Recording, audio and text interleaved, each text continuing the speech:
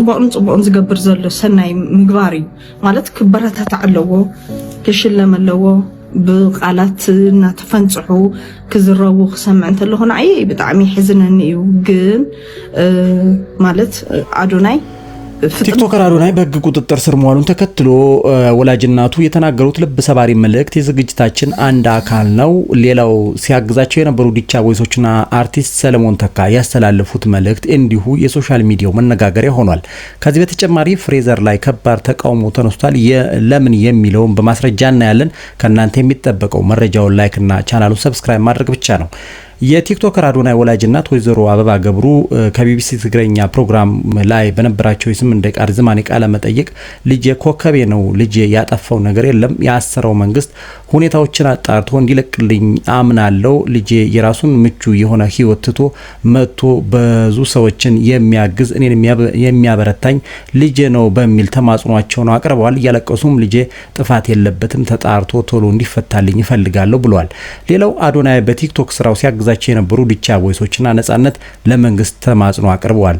ያለ አዶናይ ማንም የለንም፣ ካየነው 24 ሰዓት ሆኖናል፣ ትልቅ ደረጃ እንድንደርስ የሚያግዘን አዶናይ ነው፣ ያለ እርሱ ማንም የለንም፣ እንዲፈታ ጸሎት አድርጉለት በሚል ተማጽኗቸውን አቅርበዋል። ሌላው አዶናይ በመታሰሩ ሀዘኑን የገለጸው አርቲስት ሰለሞን ተካ ነው። እንደሚታወቀው አዶናይ ለጋሽ ሰለሞን ከብሩክ ሪል ስቴት ጋር በመተባበር ባስጀመሩት የመኪና ቻሌንጅ ከብሩክ ሪል ስቴት መኪና እንደተበረከተለት ይታወቃል። አርቲስት ሰለሞን ተካ እንዲህም በሚል መልእክቱን አስተላልፏል። አዶናይ ማለት እኮ ልጄ ነው፣ ሌሊቱ ሙሉ እንቅልፍ አጥቼ ነው ያደርኩት፣ አዶናይ ማለት የልጅ አዋቂ ነው ሲል ጋሽ ሰለሞን ተካ ተናግሯል። ስሚ አዶናይ ታሰረ። አንዳንዶች የአዶናይ መታሰር ሲሰሙ ስሜታቸውን መቆጣጠር ያቃታቸውና ያለቀሱም በርካቶች ናቸው። መታሰር የለበትም፣ እርሱ ምስኪን ነው፣ ቅን ሩህሩህና ለሰው ሐሳቢ ነው እያሉም በርካቶች ናቸው። ሀበሻ በሚፈምሱና ህይወታቸውን በቀየሩ ሰዎች የሚጨንቀውና የሚጠበው ፍጡር ነው። ሰውን ለመጣል መዶሻ ይዘው የሚዞሩ ሰዎች በርካቶች ናቸው። ከዚህ ድርጊታችን መቆጠብ አለብን። በሰው ህይወት መቃናትና በሰው ለውጥ ልንደሰት ይገባል እንጂ በዚህ ልክ የአዶናይ መታሰር ደስ ሊለን የሚገባ ሰዎች መሆን የለብንም በሚል ሐሳብ አስተያየታቸውን እየሰጡ ነው። በአንጻሩ አዶናይ በመታሰሩ የተደሰቱ ሰዎች በርካታ መሆናቸውን አይተናል። አዶናይ እየሄደበት የነበረው መንገድ ትክክል አልነበረም፣ ስለዚህ መታሰሩ ትክክል ነው እያሉም አሉ። ከነዚህ ሰዎች መካከል የሚከተሉትን መጥቀስ ይቻላል። በእነ አዶናይ ጉዳይ ምን ሲል ነበር ህዝብ? አዶናይ ደግሞ ይሄ መቅለብለብ እኔ ሲከሰከስ ነው ማየው። የአዶናይ መፈመስ ችግር ሊያመጣበት እንደሚችል የተናገሩ ሰዎችም ነበሩ። የአዶናይ ቀደም መልካም አይደለም፣ አደም መግዛት አለበት፣ ይህ ካልሆነ ጥሩ ነገር አይገጥመውም የሚል ሐሳብ የሰጡ ሰዎች በርካቶች ናቸው። የአዶናይ ደግሞ ይሄ መቅለብለብ እኔ ሲከሰከስ ነው ማየው።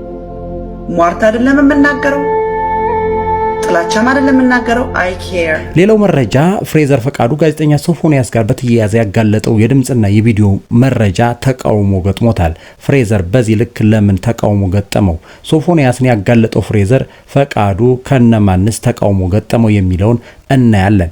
የሶፎንያስን አስነዋሪ ተግባር ያጋለጠው ፍሬዘር ፈቃዱ ቀላል የማይባል ተቃውሞ ገጥሞታል።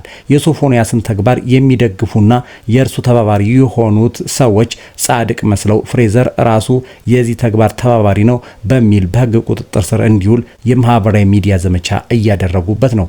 ቪዲዮ ቀርጻችሁ ጀግና ነኝ ብላችሁ አደባባዮታችሁ ሼር እያደረጋችሁ ከታች ኮሜንት ላይ ሄዳችሁ ገደል ደብደብ ቻማትሉት ማለት ነገር የለም። እንዴ ለራሴ ግራ ይገባኝ፣ በቃ ውስጤ ደማ።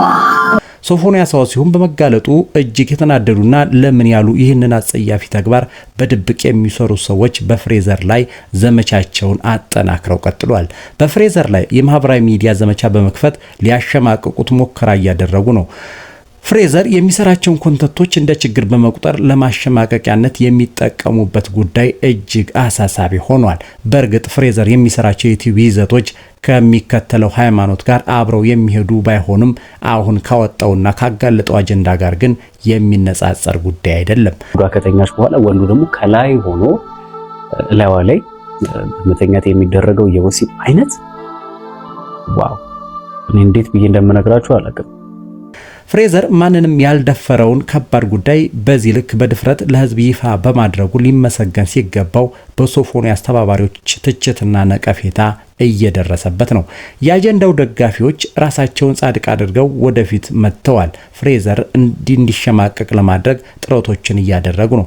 ፍሬዘር ነገሩን ግልጽ ለማድረግ ተከታታይ ቃለ መጠይቆችን በመስጠት ላይ ነው። ነገር ግን አውቆ የተኛን ቢቀሰቅሱት አይሰማም ነውና ፍሬዘር ምንም አይነት ጻድቅና የተቀደሰ ቃለ መጠይቅ ቢያደርግም መስሚያቸው ጥጥ ነው። ስለዚህ ፍሬዘር ለነርሱ ማብራሪያ ከመስጠት ባይደክም መልካም ነው የሚል እምነት አለኝ። እንትን ሻወር ሰድ ይበናል። በቃ እሺ፣ ችግር የለም። አረፍና ፏቢ ነው ጠብቀህ። እሺ አባቴ። እሺ በቃ በጣም ግዛ ማቴሪያል ለቤታችን። ኧረ ምንም ችግር የለም። ምን አንተ ተጨማሪ የምትፈልገው ነገር አለ ኤክስትራ? አይ ቆይ አንተ እንደው መጀመሪያ በቃ እሺ፣ ችግር የለም። ጋዜጠኛ ሶፎንያስ ርካሽ ተግባር በመጋለጡ የተናደዱ ተባባሪዎቹ ፍሬዘር ያወጣው መረጃ ላይ በርካታ ሰዎች ተግባሩን ሲኮንኑት በመመልከታቸው የደቦ ፍርድ ይቁም የሚል ማወናበጃ ይዘው መጥተዋል። ይህ ማወናበጃ ግን ለሶፎንያስ አስበው ተጨንቀው ሳይሆን በድብቅ የሚሰሩት ስራ ስለተጋለጠባቸው ነው። በአንጻሩ ፍሬዘር ይህንን ርካሽ ተግባር በማጋለጡ ሊመሰገን ይገባዋል ባይ ነኝ። የጋዜጠኛ ሶፎንያስን ተግባር የተቃወምን ሰዎች ደግሞ የደቦ ፍርድ በሚል ከአባ የመጡ ሰዎችን መጋፈጥና ልካቸውን መንገር ተገቢ ነው። ይህ ካልሆነ ዛሬ በሶፎንያስ ተሸሽገው የደቦ ፍርድ እያሉ የሚያራግቡ ሰዎች በግልጽ ይመጣሉ። ስለዚህ ይህ ከመሆኑ በፊት አጥብቀን መከላከልና ድርጊቱን መኮነን እንዲሁም ሰዎችን ማውገዝ ተገቢ ነው የሚል ምልከታ አለኝ። ውድ የዚህ ቻናል ቤተሰቦች ይህ መረጃ ከተመቻችሁ መረጃውን ላይክ፣ ቻናሉን ሰብስክራይብ ማድረጋችሁን አትርሱ እያልኩ ለዛሬ የነበረኝ ዝግጅት ይህን ይመስል ነበር።